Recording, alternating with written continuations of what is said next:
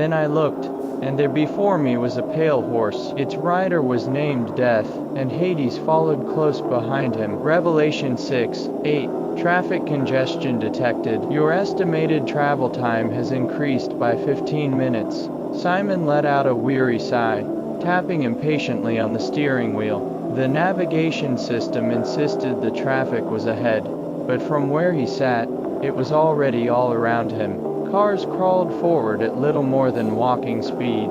He had intentionally left later in the afternoon, hoping to avoid rush hour, yet it seemed everyone else had come up with the exact same plan. Traffic congestion detected. Estimated delay, 7 additional minutes. I never even wanted to make this trip, Simon thought bitterly.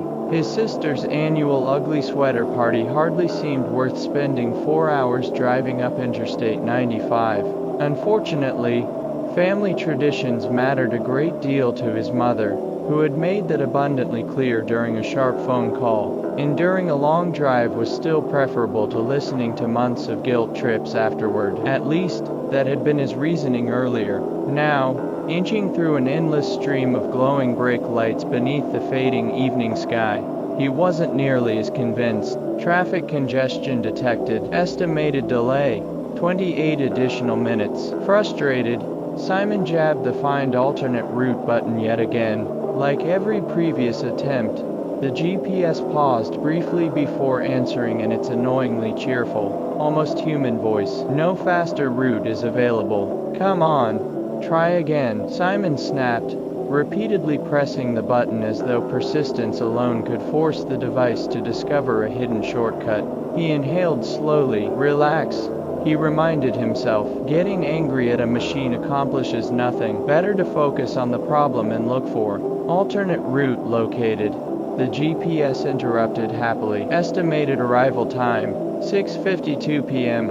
Would you like to follow this route? Relief immediately washed over him. Yes, Simon answered, tapping OK without hesitation. The route on the screen shifted, branching away from the interstate. In 1/4 mile, take the exit onto Old Chapel Road. Grateful to finally escape the standstill, Simon eased off the freeway and onto a quiet 2-lane road. Driving even 35 miles per hour felt exhilarating after spending so long crawling through traffic. The relief didn't last long. Just ahead, a small intersection appeared with a lone stop sign. Beside it stood an aging gas station that looked so weather-beaten Simon couldn't tell whether it was still operating. The fuel prices seemed reasonable enough, though, and his tank had fallen to about a quarter full. Figuring it was the perfect chance to stretch his legs and top off the tank before continuing, he pulled in. Although the sun still hovered above the horizon,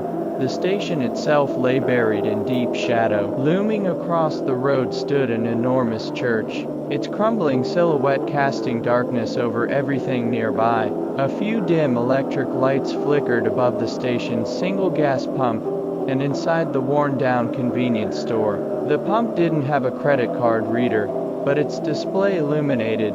When Simon lifted the nozzle, he inserted it into his fuel tank and waited as the gasoline flowed. While standing there, Simon found himself unable to stop staring at the church across the street. Something about it demanded his attention. The setting sun blazed behind the building, leaving its front shrouded in darkness while setting its towering stained glass windows ablaze with fiery color. They glowed like burning portals embedded in a wall of solid black. Even from a distance, the church's deterioration was unmistakable. Sections of the roof had collapsed into disrepair. Several stained glass panels were shattered. The entire structure leaned subtly forward, as though trying to whisper some ancient secret. Across the road to the lonely gas station, an uneasy feeling crept over Simon.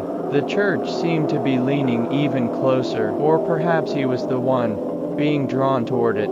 The brilliant colors pouring through the stained glass captured his eyes and refused to release them. His attention became fixed. His body felt rooted in place. Closer, closer, the church filled his vision. Its great doors now stood directly before him, its towering walls folded inward around him like enormous leathery wings. As the heavy entrance slowly began to open, A freezing breath drifted outward, carrying the sickening odor of rot and something waiting with dreadful anticipation. Thunk! The sudden clunk of the gas pump automatically shutting off shattered the vision. Simon blinked.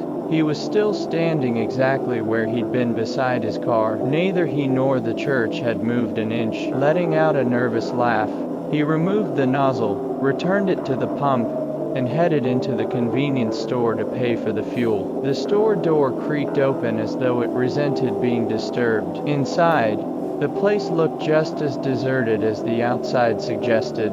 Although a few lights still glowed overhead, every refrigerated drink case sat dark and silent, obviously without power. No music drifted through the speakers. The newspaper racks stood empty, while dusty shelves displayed snacks and canned goods that had expired years ago. If not for the balding man standing motionless behind the register, Simon would have assumed the building had been abandoned long ago and accidentally left unlocked. Digging into his pocket, Simon pulled out his wallet and counted out several bills. Judging by the condition of the place, he doubted they accepted credit cards. More than anything, he wanted to pay quickly and get back on the road. As he stepped closer, the man behind the counter slowly stirred. It was almost as though someone had flipped a switch inside him. His lifeless posture gradually transformed into movement, stiff and mechanical, like an old machine waking after years of inactivity. "Pump number 1, well, I guess the only pump," Simon said awkwardly, placing the cash on the counter. The attendant never blinked.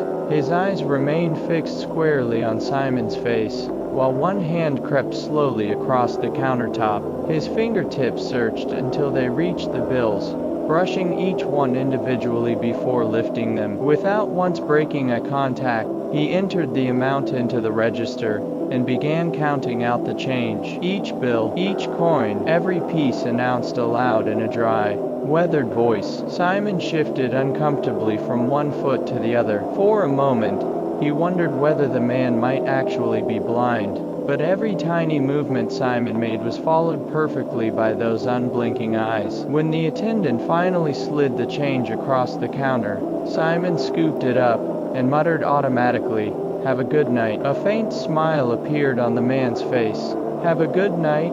he echoed in a rough whisper. The smile slowly spread wider, then wider still. "Have a good night?" Simon forced an uneasy smile in return while backing toward the exit. The man's grin continued, stretching unnaturally across his face, peeling back his lips until yellowed teeth and inflamed gums were fully exposed. As Simon reached the door, he caught sight of a thin line of blood trickling from the center of the man's lower lip, where the skin had split. Even then, the smile kept growing. "Have a good night," the attendant called after him, one final time.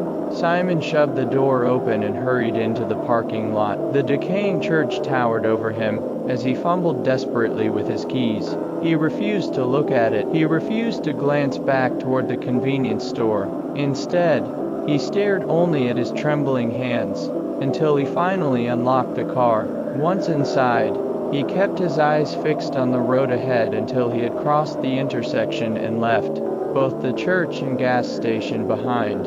Only then did he dare glance into the rearview mirror. For a split second, pure panic seized him. He imagined seeing the church impossibly close behind his car, towering over it exactly as it had seemed while he stood at the gas pump, its enormous doors slowly opening, like the jaws of some ancient creature preparing to swallow him whole. Then the image vanished. The mirror reflected nothing more than the empty road, with both the church and gas station shrinking naturally into the distance. Simon released a long breath he hadn't realized he'd been holding. A nervous chuckle escaped him as the buildings disappeared farther behind. The fear that had gripped him began to feel almost ridiculous. One creepy old church, one bizarre gas station clerk actually make that two creepy buildings. And now I'm acting like some paranoid conspiracy nut. Maybe I should be bought some aluminum foil while I was there, and made myself a hat. The GPS interrupted his thoughts. In 1/2 mile, turn right onto State Route 117. Simon glanced at the map.